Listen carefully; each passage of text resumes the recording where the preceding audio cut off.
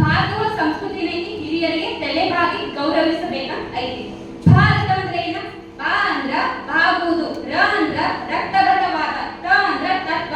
ಬಾಗುವುದು ರಕ್ತಗತವಾದಂತಹ ತತ್ವ ಅಂದ್ರೆ ಏನ?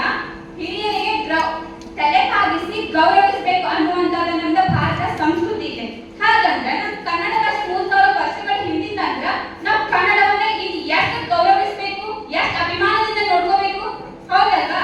ಈಗ ಇಂಗ್ಲಿಷ್ ಒಳಗ ಎ ಆದ್ಮೇಲೆ ಬಿ ಯಾಕೆ ಬರಬೇಕು, ಬಿ ಆದ್ಮೇಲೆ ಸಿ ಯಾಕೆ ಬರಬೇಕು, ಎಕ್ಸ್ ವೈ ಜೆಡ್ ಕೊನೆಗೆ ಯಾಕೆ ಬರಬೇಕು? ಇದೆಲ್ಲ ಯಾರಿಗಾದ್ರೂ ಗೊತ್ತಾ? ಇದೆಲ್ಲ ರಚಿಸಿದಂತ ವ್ಯಕ್ತಿಗೆ ಏನಾದ್ರೂ ಗೊತ್ತಾ? ಹೌದಲ್ವಾ? ಹೀಗಾಯ್ತಂದಾಗ ಈಗ ಒಂದು ಕನ್ನಡ ಉದಾಹರಣೆ ಹೇಳ್ತೀನಿ. ಭೀಮನು ದುರ್ಯೋಧನನನ್ನ ಕೊಂದನು. ಇದನ್ನ ನೀವು ಕನ್ನಡದಲ್ಲಿ ಹೇಗೆ ಬೇಕಾದ ಅಡ್ಡಿ ಬದಲಿ ಮಾಡಿ, ಅದ ಅರ್ಥ ಒಂದೇ ಆಗುತ್ತ. ದುರ್ಯೋಧನನು ಭೀಮನನ್ನು ಕೊಂದನು ಹಿಂಗಿದೆ. ಈಗ ಭೀಮನು ದುರ್ಯೋಧನನನ್ನ ಕೊಂದಿದ್ರೆ ಹೇಗ್ ಬೇಕಾದ್ರೂ ಹೇಳಿ ಅರ್ಥ ಒಂದೇ ಆಗುತ್ತ.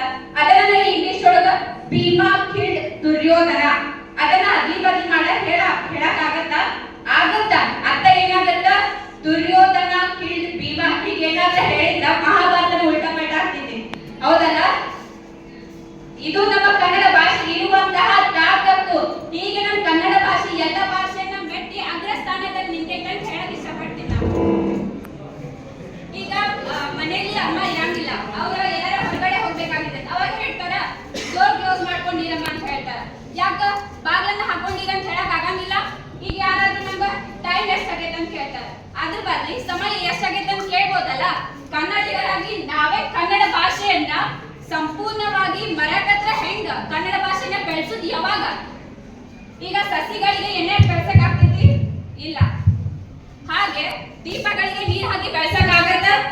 ಇಲ್ಲ ಅಲ್ಲ. ಹಾಗಂದ್ಮೇಲೆ ನಮ್ ಕನ್ನಡ ಭಾಷೆಯನ್ನ ಯಾವ್ದೋ ಭಾಷೆ ಒಳಗೆ ಮಾತಾಡಿ ಬೆಳೆಸಕ್ ಆಗತ್ತ? ಇಲ್ಲ.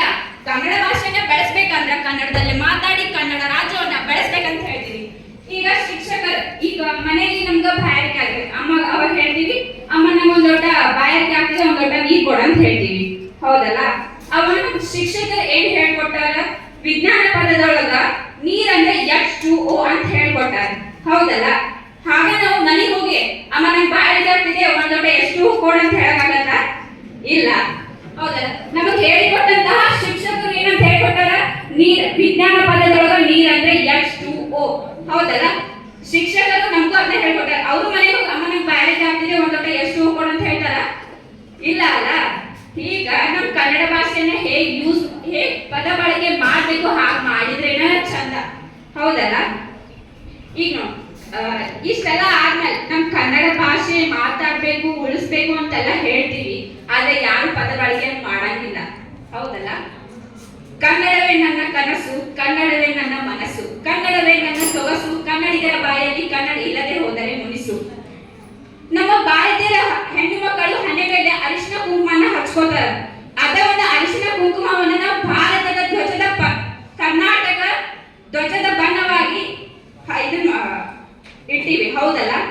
ಆಗ ನಾವ್ ಏನಾದ್ರೂ ಆ ಕನ್ನಡ ರಾಜ್ಯದ ಧ್ವಜ ಎಲ್ಲಿವರೆಗೂ ಅಜರಾಮರವಾಗಿರುತ್ತದೆಯೋ ಅಲ್ಲಿವರೆಗೂ ನಮ್ಮ